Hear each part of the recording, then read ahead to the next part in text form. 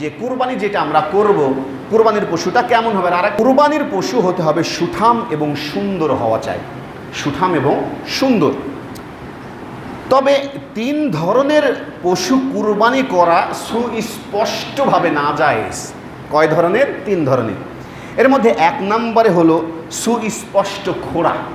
খোড়া মানে তো বুঝেন, ল্যাংড়া যেটা, যে খুঁড়িয়ে খুঁড়িয়ে চলে।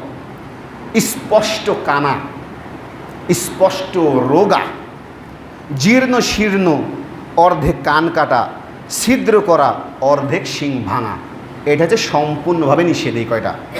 তবে যদি কোনো ব্যক্তি কুরবানির পশু নিখুঁত কিনে আনে, মনে করেন আপনি বাজারে গেলেন, গ্রামে গেলেন, যেখানে গেলেন, কুরবানির পশুটা আপনি দেখেই নিখুঁত কিনেছেন। এখন এই চিন্তা ভাবনা করেন না যে একটু খাম আছে ওটা হাত দিয়ে বললেন যে না নিখুঁত, এটা নয়। আপনি দেখে শুনে সুস্পষ্টভাবে নিখুঁত কিনেছেন, কিন্তু কেনার পরবর্তীতে যদি তার দোষ বেরিয়ে যায়, মানে হয়তো বা দেখতে পেলেন যে বাসায় যখন নিয়ে আসলেন বা মালিকের বাড়িতে আছে গরু, ছাগল, ভেড়া, দুম্বা, উট যেটাই বলেন, যে দেওয়াল নাই, গোয়াল তো চিনেন, ওখানে আঁচড় লেগে কেটে গেছে, সমস্যা নেই, বলছে সেটা বৈধ। কেন? আপনি তো দেখেই কিনেছিলেন, কিনেননি। এখন মনে করেন একটা জিনিস কেনার পর যদি সেটা নষ্ট হয়, কার দোষ? এটা তাকদিরের দোষ, ভাগ্যের, আপনার ভাগ্যটা ছিল তাই বলছে। যে তবে সেই কুরবানি করা হয়েছে জায়েজ বা বৈধ। কেমন পশু কুরবানি করবেন? রাসূল সাল্লাল্লাহু আলাইহি সাল্লাম বলছেন যে তোমরা দুধ দাঁত ভেঙে নতুন দাঁত ওঠা পশু ব্যতীত জবাহ করবে না। কথা বুঝেননি আমার কথা? যে দুধের দাঁত ভেঙে অন্য যে নতুন দাঁত উঠেছে ওই পশু ছাড়া জবাহ করবে না।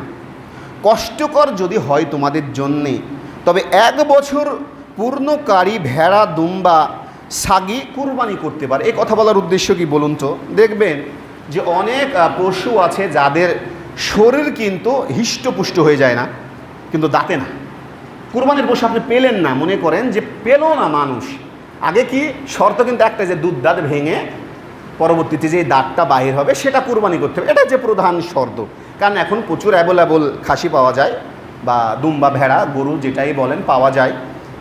তবে যদি না পান, বলছে এটা কি, যদি কোনো পশু সুস্থ আছে, সুঠাম দেহের অধিকারী, সুন্দর সাবলীল, মার্জিত, অনেক গোস্ত আছে, অনেক বড়, এক কথা বলতে গেলে পারফেক্ট অবস্থানে আছে, কিন্তু তার দাঁতটা উঠেনি, তবে সেই পশু কুরবানি করাতে দোষের কিছু নয়।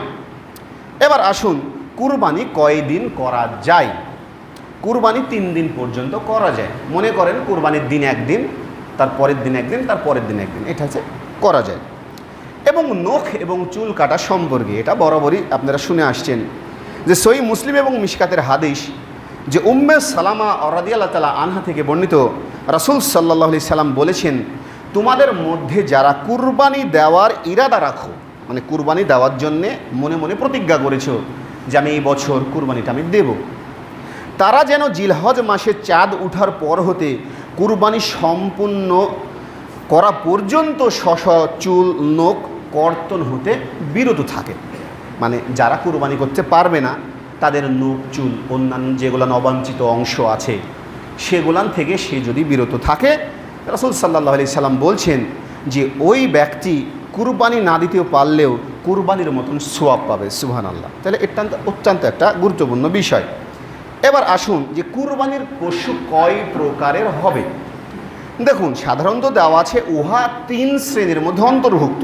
অন্তর্ভুক্ত মানে ওর মধ্যে আরও কিছু আছে, যেমন কি এখানে বলা হয়েছে যে উটের হচ্ছে নর মাদি যা আছে সব, যেমনি গরু, ছাগল, দুম্বা, ভেড়া, এই সম্প্রদায়ের মধ্যে, সম্প্রদায় মানে বুঝেন, মানে এর মধ্যে যারা হচ্ছে অন্তর্ভুক্ত, ছাগল অথবা দুম্বা, দুম্বার মধ্যে যে ভেড়াও আছে ওর অন্তর্ভুক্ত, ওর মধ্যে যে সমস্যা নাই, মানে এই শ্রেণীর মধ্যে অন্তর্ভুক্ত যেগুলান আছে সেগুলান কুরবানি করা কথা বলা হয়েছে, আর উভয়ের নর মাদির কথা বলা হয়েছে। এবার আসুন রাসূল সাল্লাল্লাহু আলাইহি সাল্লামের কুরবানিটা কি, এটাও আছে বাইহাকি এবং মিশকাতের মধ্যে, যে খাসি কুরবানি করা রাসূল সাল্লাল্লাহু আলাইহি সাল্লামের জামানাতে উত্তম ছিল। আর রাসূল সাল্লাল্লাহু আলাইহি সাল্লামের জামানাত কিন্তু তার সাদা যেটা ছিল না, সাদা সাফেদ যেটা বলে, সাদা কালার, তো এটা কুরবানি করতেন। তার মানে ভাবেন যে কালো, লাল, মেটে এগুলান হবে না, ওগুলানও হবে, তবে কুরবানি করতেন সাদা ধরনের। আমাদের দিকে কিন্তু যেটা ব্ল্যাক বেঙ্গল আছে, কালোটার দাম বেশি, দেখেন না?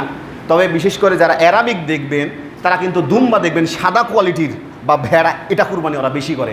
তার মানে কালোটা করেন এটা বলেননি, ওরা ওটাও করে, তবে এটা তারা বেশি করে। দেখবেন অধিকাংশ দুম্বাই কিন্তু সাদা হয়, অধিকাংশ। বলছে খাসি কোরবানি করা উত্তম, কারণ রাসূল সাল্লাল্লাহু আলাইহি ওয়াসাল্লাম নিজে মদিনায় মুকিম মুসাফির অবস্থায় 2টি করে খাসি কুরবানি দিতেন। মানে রাসূল সাল্লাল্লাহু আলাইহি ওয়াসাল্লাম মুকিম অবস্থায় 2টা করে দিতেন, 2টা।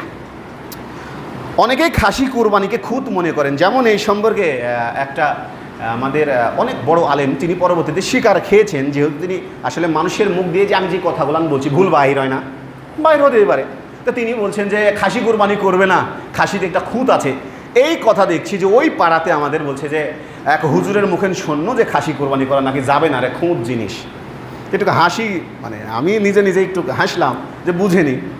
আসলে দেখুন, খাসি যেটা হয়েছে খাতনা করে খুদ বলে, আসলে এটি কিন্তু খুদ নয়। রাসূল সাল্লাল্লাহু আলাইহি ওয়াসাল্লাম যেহেতু কুরবানি করেছেন, যদি আসলেই খুদ থাকতো রাসূল সাল্লাল্লাহু আলাইহি ওয়াসাল্লাম করতেন? মানে এটা নিজেকে প্রশ্ন করেন, যদি আসলেই খুদ থাকতো রাসূল সাল্লাল্লাহু আলাইহি ওয়াসাল্লাম করতেন? কি বলছেন দেখুন, এতে গোস্ত রুচিকর হয়। রুচিকর মানে তো বুঝেন, আপনি পাঠা কুরবানি করতে পারবেন, এটা পারবেন অবশ্যই, বলেন না যে কুরবানি করা যাবে। অনেকে বলেন সি সি সি পাঠা কুরবানির কথা বলছো, পাঠার গোস্তও হালাল, আপনি খেতে পারবেন যদি আপনার রুচিতে গোলায়। যেমন দব, এই যে দেখবেন কয়েকদিন ধরে সোশ্যাল মিডিয়াতে দবের সম্পর্কে, দব যেটা সান্ডা বলা হয় গুইসাপ প্রজাতির, এখন মানুষ ওই সান্ডা বলে অনেকে গুইসাপও খায়, নাউজুবিল্লাহ। অথচ যেটা সান্ডা দব, এটার কিন্তু পিছনের দিকে থাক থাক থাক থাক করে থাকে লেজের অংশে। আর ওরা কিন্তু হয়েছে আমিষ ভোজি নয়, নিরামিষ, মানে ওরা ঘাস পাতা লতা পাতা খায়। আর যেটা হচ্ছে গুইসাপ, এটা কিন্তু দবের মতোই, এরা কিন্তু মাংসাশী, দেখবেন ডিম, তারপর হচ্ছে বাচ্চা যেগুলো ছোটো ছোটো পাবে এরা কিন্তু ধরে খায়, তাই এটা হারাম বলা হয়েছে, এরা নোংরাও খায়। আর সান্ডা হয়েছে হালাল, সান্ডা মানে যেটা দব। তো এই সম্পর্কে হাদিসের মধ্যে বর্ণনা আছে যে রাসূল সাল্লাল্লাহু আলাইহি ওয়াসাল্লাম একটা জায়গা দিয়ে আসছিলেন, তো দেখছেন যে সাহাবীরা ওই গোস্ত রান্না করেছেন দবের। তো রাসূল সাল্লাল্লাহু আলাইহি ওয়াসাল্লাম বসেছেন, বসার পর বলছে যে কী রান্না করেছে? সে ইয়া রাসূলুল্লাহ, আমরা তো দব রান্না করেছি। তো তখন বলছে যে তুমি খাও, আমি খাবো না, তোমরা খাও। তোমরা খাও, আমি খাবো না, কেননা আমাদের এলাকাতে প্রচলন নাই। মানে রাসূল সাল্লাল্লাহু আলাইহি ওয়াসাল্লাম খেলেন না, তবে তাদেরকে নিষেধও করলেন যে তোমরা খাও, তবে আমি খাবো না। মানে এটা হচ্ছে রুচির উপর নির্ভর। তবে তার মানে কি পাঠা কুরবানি দেওয়া যায় না? আপনার রুচির উপর নির্ভর। এই জন্য বলছে যে যদি খাসি হয় এটা খুদ নয়, কারণ এতে গোশত রুচিকর হয়, দুর্গন্ধ দূর হয় এবং সুস্বাদু হয়। এই কেটা বলছেন জানেন এই কথাটা? ইবনে হাজার আসকানি রাহমাতুল্লাহ আলাইহি। মানে তাই খুদ বলিয়েন না, যেন এটা খুদ নয় কিন্তু। যে ইবনে কুদামা রাদিয়াল্লাহু তাআলা আনহু বলেন যে খাসি কুরবানির জন্যই হচ্ছে যথেষ্ট, কেননা রাসূল সাল্লাল্লাহু আলাইহি সাল্লাম খাসি কুরবানি করেছেন। ভাগে কুরবানি সম্পর্কে, ভাগে কুরবানি দেওয়া যায়, তবে কি বললাম, সর্বদা উত্তমটা দেওয়ার চেষ্টা করতে হবে। প্রত্যেকটা মুসলিম যাতে মুসলিমের সাথে সম্পর্ক রাখে, প্রত্যেকটা নামাজি ব্যক্তি যাতে নামাজির সাথে সম্পর্ক রাখে। আর মুসলিম তারাই যারা আল্লাহর কাছে 5 বার আত্মসমর্পণ করে। কোনো মুসলিম ব্যক্তি যদি কোনো অমুসলিমের সাথে, অমুসলিম মানেই কি জানেন? অমুসলিম মানে যারা সালাত থেকে দূরে থাকে, তার সাথে কুরবানি না করে, যার কারণে ওলামা একরামগণ যারা আছে তারা বলে যে কুরবানি দেওয়া যায়। ভাবুন, আপনি অনেক কষ্টের টাকা আপনি 6 জনে নিয়েছেন, সাপোজ, বাদ বাকি একজন বেনামাজি, নিশাখোর, গাঞ্জাখোর, কুরবানিটা বাতিল হয়ে যাবে। তাহলে বলুন তো যে আপনি কেন তার ভাগটা নেবেন? যার কারণে তারা ডাইরেক্ট যখন জিজ্ঞাসা করে, তবে এর কারণে নিষেধ করে যে ভাগে কুরবানি দিলে আপনি ওই 7 জন ব্যক্তি বেছে নেন, বা 5 জনই নেন, বা 3 জনই নেন, 4 নেওয়ার পরে ওই রকম ব্যক্তি দেখে কুরবানি দেন, তাহলে সবচাইতে ভালো হবে। বুঝেননি আমার কথা না? বুঝতে পারছেন? আচ্ছা, হুটু বলেন, আমি মনে করতে বুঝতে পারেননি, জড়তা আছে আমার মুখে। যদি জড়তা থাকে তবে বলেন, ওই যে দোয়া পড়ি তো, রব বিশ্ব হলি সাদরি, তো বলেন, যদি বুঝতে না পারেন বলেন। তাই বলছে যে কুরবানি যদি করেন তাহলে সালাতি ব্যক্তির সাথেই করেন। দেখুন যে কুরবানি করতে হলে অবশ্যই দেখবেন টাকাটা হালাল যাতে হয়, আর লোকটা যাতে বেনামাজি না হয়। আর ভাগে কুরবানি দিতে নিষেধ নাই, তবে এই বিষয়গুলো না অবশ্যই লক্ষ্য করবেন। কুরবানি করার সময় পড়বেন বিসমিল্লাহি আল্লাহু আকবার, নিজের কুরবানি নিজেই করবেন। উটকে কুরবানি করতে হলে অস্ত্রঘাতে কণ্ঠনালী আগে নহর করতে হয়। আর গরু ছাগলকে জবাই করার সময় মাথা দক্ষিণ দিকে রেখে বাম কাতে ফেলে জবাই করতে হয়। আর অবশ্যই বারবার যেটা বলি, ছুরি অবশ্যই ধারালো নিয়ে জবাই করার চেষ্টা করবেন, না ছাড়া খুবই খারাপ, পশু অনেক কষ্ট পায়। ছুরি ধারালো দিবেন, মানে দেখবেন ফ্যাস যখন দিবেন না, 1টা থেকে 2টা দিলেও এমনিতে শেষ, মানুষ দেখেন না যে অজ্ঞান হয়ে যায়, তো গরুটা ঠিক অজ্ঞান হয়ে মারা যায়। আর যখন ওই গুতাবেন, আমি বারবার বলি জবাই করার পর গুতাবেন না, ধারালো ছুরি দেবেন, এই পর্যন্ত নামিয়ে দিবেন, নিজে কোরবানি করবেন, দেখবেন এমনিতে জিনিসটাও হালাল হয়ে যাবে। যাই হোক, আল্লাহ রাব্বুল আলামিন আমাদেরকে সঠিক জ্ঞান বোঝার এবং মানার তৌফিক এনায়েত করুন। সকলে বলে আল্লাহুম্মা আমিন।